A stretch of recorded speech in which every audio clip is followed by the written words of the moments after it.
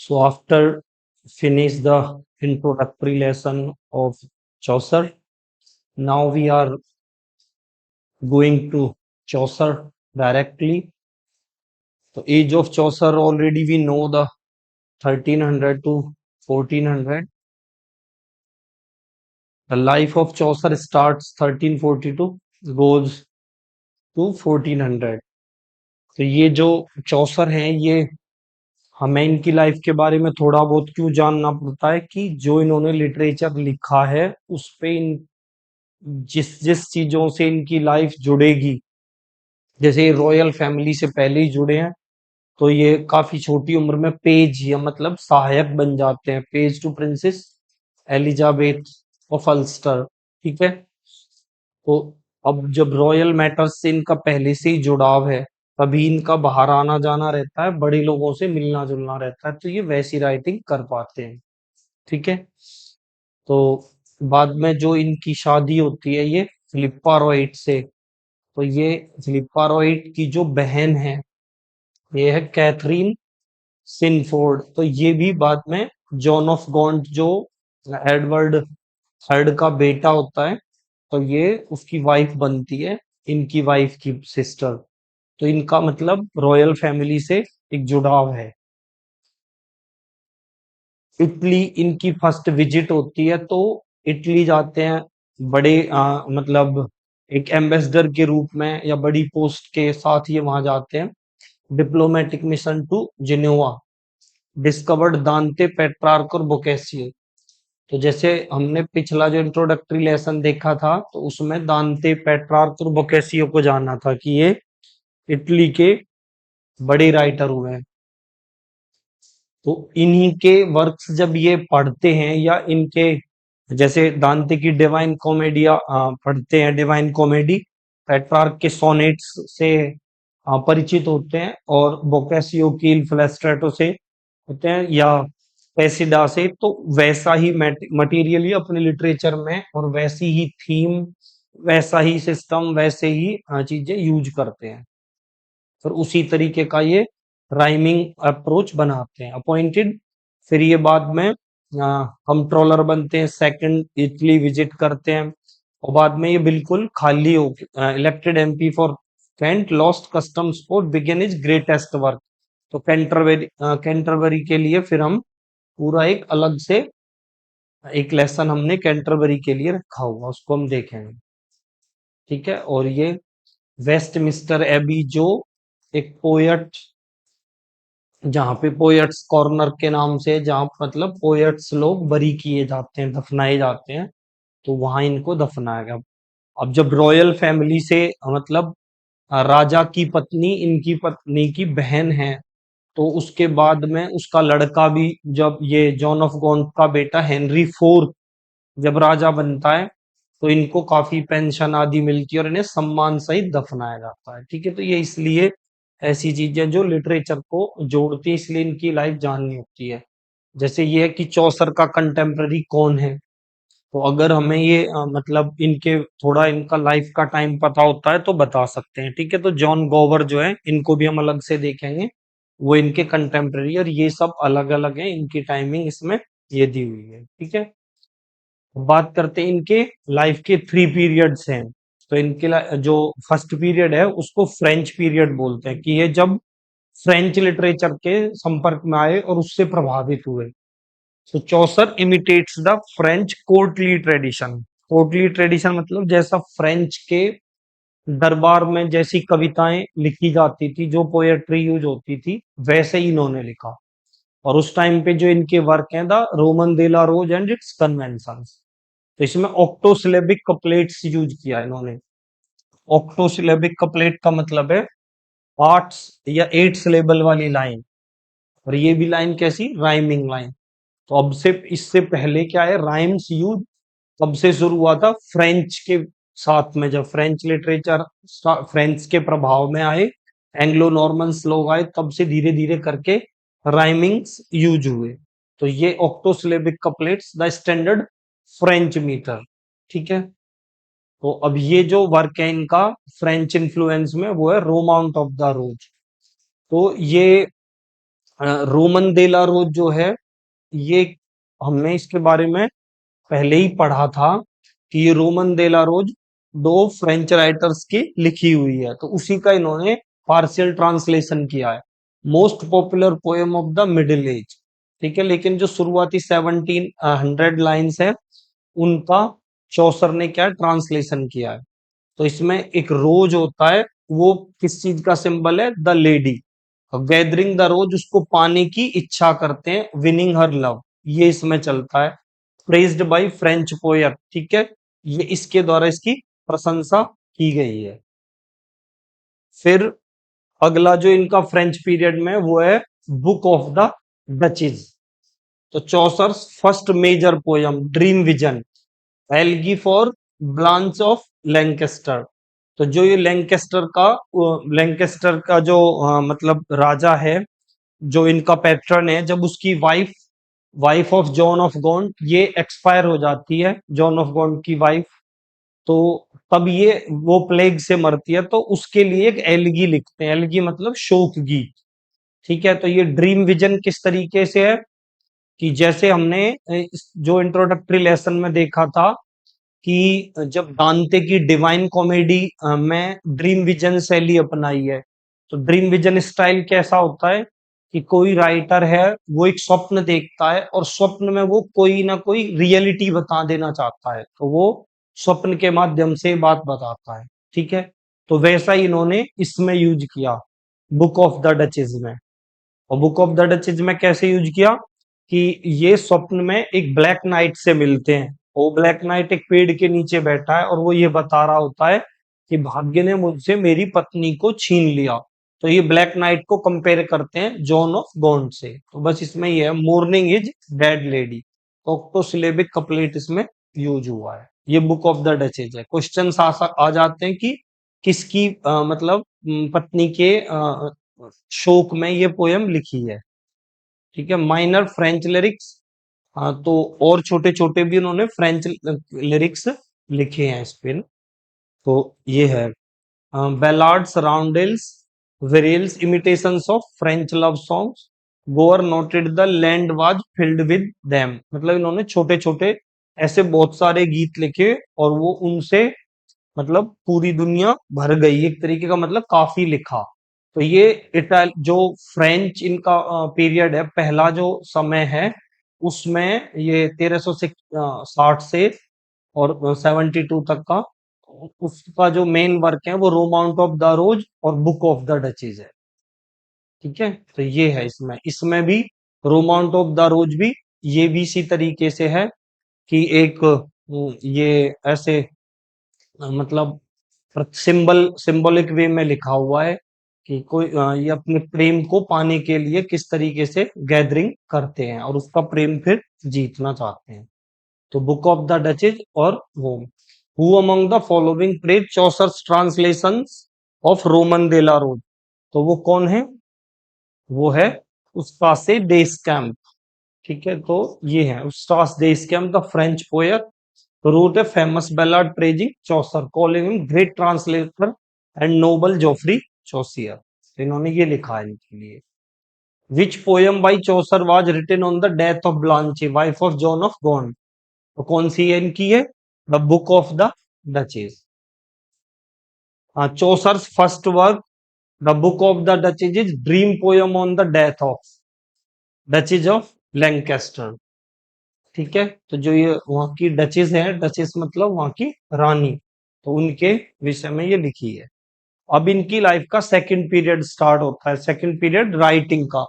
तो ये है इटालियन पीरियड, मतलब जब ये, क्योंकि ये रॉयल फैमिली के टच में रहते हैं, तो जो राजकाज के काम हैं, मतलब रॉयल वर्क्स हैं, उनके लिए बाहर जाते हैं। तो पिछले जो हमने वर्क देखे थे फ्रेंच के, तो उसमें उसमें इन्होंने क्या ऑक्टोसिलेबिक कपलेट यूज किया है। और यहाँ पे ये क्या कर रहे हैं, राइम रॉयल इटालियन पीरियड में। Chaucer discovered Dante, Petrarch and Boccaccio during his Italy visit. तो यहाँ पे ये दांते, पेट्रार्क और बोकेसियो को पढ़ेंगे और तब उसको ये लिखेंगे, ठीक है। तो इसमें इनका जो वर्क है वो सबसे पहले house of fame. House of fame में क्या है कि एक जैसे डिवाइन कॉमेडिया में जो दांते हैं, वो स्वप्न में ही एक ईगल होता है, वो उनको स्वप्न कहीं दूर ले जाता है और ले जा करके कुछ सच्चाई दिखा रहा होता है ना? तो वैसे ही इसमें हाउस ऑफ फेम में तो दांते का प्रभाव सबसे पहले इंग्लिश लिटरेचर में इसी पोएट्री के माध्यम से दिखता है। ये एक ड्रीम विजन पोएट्री है। तो जो नैरेटर है उसको ग्रेट ईगल ले जाता है हाउस ऑफ फेम में, मतलब प्रसिद्धि का जो घर है वहां। तो इसमें ये दिखाया गया है कि प्रसिद्धि जो है वो रैंडमली किसी को भी मिल सकती है, मतलब इसका कोई एक फिक्स पैरामीटर नहीं है कि कोई अच्छा काम करे तो उसको प्रसिद्धि मिल जाए। कभी कभी अच्छे काम करने वाले लोगों को भी बहुत ज्यादा फेम नहीं मिलता, और कभी कभी बहुत थोड़े काम करने वालों को फेम मिल जाता। जैसे दांते ने जो परगेटेरियो जो इनका वर्क है, डिवाइन कॉमेडी का ये पार्ट है, तो उसमें जैसे उसी का मॉडल इन्होंने लिया है। तो फेम, रेपुटेशन और रैंडमनेस ऑफ फॉर्च्यून, मतलब भाग्य की मनमौजीपन, ये है इसका मेन बात कि भाग्य में होगा, भाग्य को पसंद होगा तो यस दे देगा, नहीं तो नहीं देगा। तो दांते और ओविड जो हैं, इन लोगों ने भी इस तरीके की शैली अपनाई थी, वही शैली इन्होंने अपनाई। तो पार्लियामेंट ऑफ फूल्स, इसमें क्या है, ये भी एक ड्रीम विजन है। और इसमें मतलब जो पक्षी हैं उनकी संसद बैठती है सेंट वैलेंटाइन डे पे। तो ये एक सेंट हुए हैं, पहले ऐसा माना जाता है क्रिश्चियनिटी में, मतलब जब शुरुआत की सेकंड या थर्ड सेंचुरी में। तो ये जो सेंट थे, इन्होंने जो मतलब सेकंड क्लॉडियस था उसके शासन काल में, वो जो अपने सैनिक हैं उनको विवाह से रोकता है, या मतलब ये मानता है कि जो मैरिड मैरिड जो सैनिक हैं वो ध्यान अपने घर की तरफ ज्यादा रखते हैं। तो तब ये सेंट वैलेंटाइन क्या करते हैं, उन कपल्स को छुप छुप के उनकी शादियां करवाते हैं। तो इसी बात से राजा गुस्सा होकर के क्या करता है, इनको मरवा डालता है या जेल में डाल देता है। जेल में डालने के बाद भी ये ऐसे ही कुछ करते हैं, तो जेलर की लड़की जो होती है और उसकी आंखें नहीं, मतलब वो अंधी होती है, फिर ये कुछ अपने प्रभाव से उसकी ज्योति वापस ला देते हैं, आईसाइट को। तो फिर उसके बाद तो सेंट वैलेंटाइन से राजा और गुस्सा करता है और उनको मरवा देता है। ये सेंट वैलेंटाइन डे को फिर प्रेम से जोड़ने का जो काम किया वो चौसर ने किया। किसके माध्यम से? द पार्लियामेंट ऑफ फूल्स। ये कहते हैं कि सेंट वैलेंटाइन डे जो 14 फरवरी को आता है, उसी को ये लोग ये पक्षी जो है इकट्ठे होते हैं और ये अपने लिए एक अपना साथी या मेट चुनते हैं। तो फिर जो जो लव को जो रिप्रेजेंट करती है वो गॉडेस, वो ये बोलती है कि ये तो जो फीमेल जो फोल है उसी को ये अधिकार है कि वो अपना मतलब मेट सेलेक्ट करेगी। तो आप इसके लिए वेट करो और अपनी जो लॉयलिटी है उसके लिए एफर्ट करो। ये सब इसमें है। तो पार्लियामेंट ऑफ फूल्स ये भी एक ड्रीम विजन है। ड्रीम विजन का मतलब ये पूरी कहानी वो स्वप्न में ही देख रहा होता है। तो इसमें राइम रॉयल यूज हुआ है। ठीक है, 3 noble eagles complete for a female eagle, both a puzzle and a debate written in rhyme royal. ठीक है, फिर ये ट्रोइलस और क्रिसेड, इसमें भी एक ग्रीक वॉरियर होता है ट्रोइलस, और ये क्रिसेड उसकी जो वो होती है, मतलब उसकी लवर होती है। तो उसके विषय में ये लिखा गया है कि कैसे करके वो उसके साथ चीट कर देती है तो वो दुखी हो जाता है। तो ये इल फ्लेस्ट्रेटो बोकेसियो का वर्क है, उसको बेस बना के ये लिखा हुआ है। इसमें भी राइम रॉयल यूजुअर ये मास्टरपीस है of the Italian period. During the Trojan war, Hector is a character called the first real novel in English. Daiichi ने इसको ये कहा है। और ये इसके एक करेक्टर ही है पेंडारस क्रिसेड्स अंकल, ये इन्हें मिलाने की कोशिश करता है। लेकिन जो ये और Chaucer adds philosophical depth of Boccaccio tale, इसमें और ज्यादा इसमें गहराई दी है साइकोलॉजिकल वे में कि कैसे ट्रोइलस जो है बाद में वो चीट फील करता है और वो खुद को मार लेता है। ये इसमें दिखाया गया है। The legend of good women, तो जो क्रिसेड का करेक्टर है उस करेक्टर से मतलब महिलाओं की छवि खराब होती है कि ये धोखा करती हैं।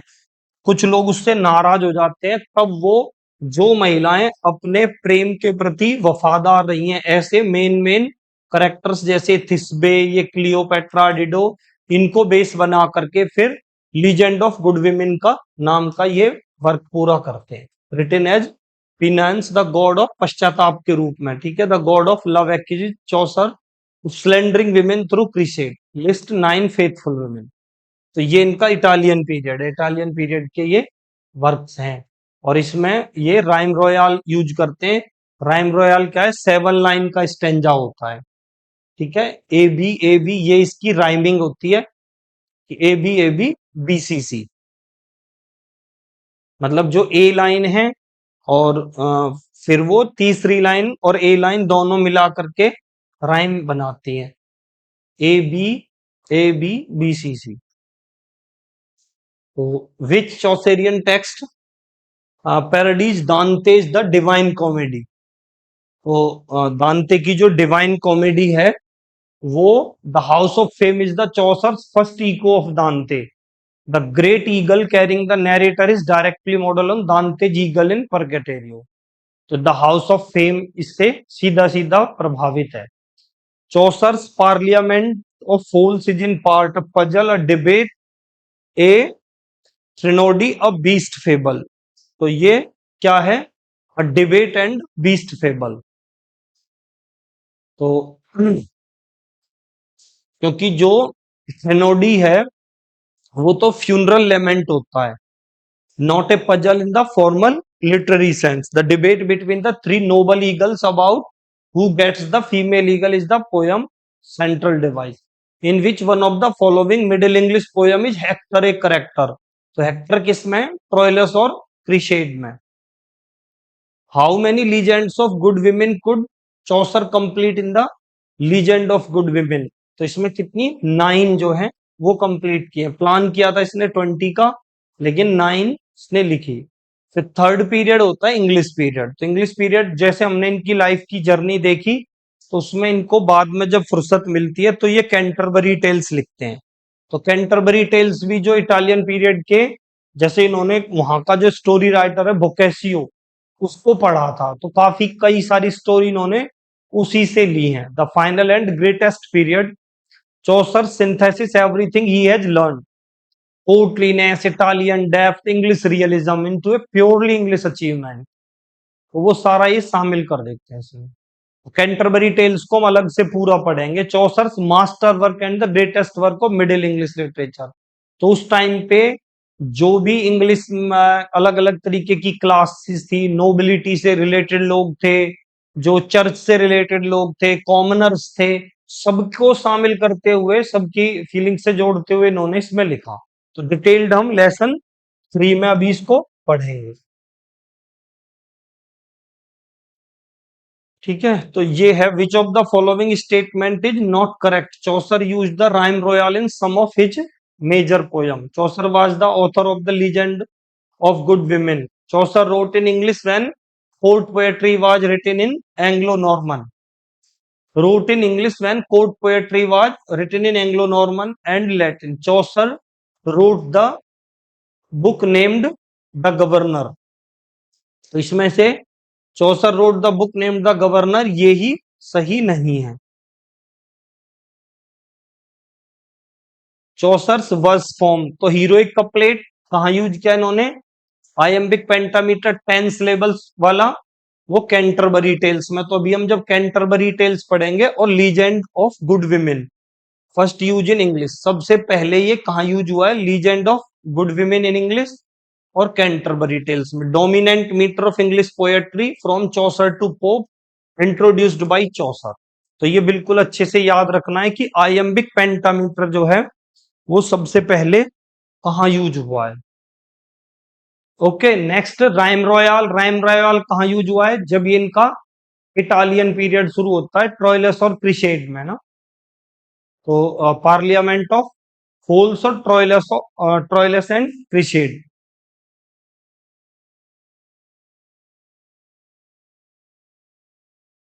तो man of law's tale, prioress tale और क्लर्क्स टेल, ये जो कैंटरबरी टेल में ये भी कहानियां आती हैं, तो वहां इन्होंने ये यूज किया है।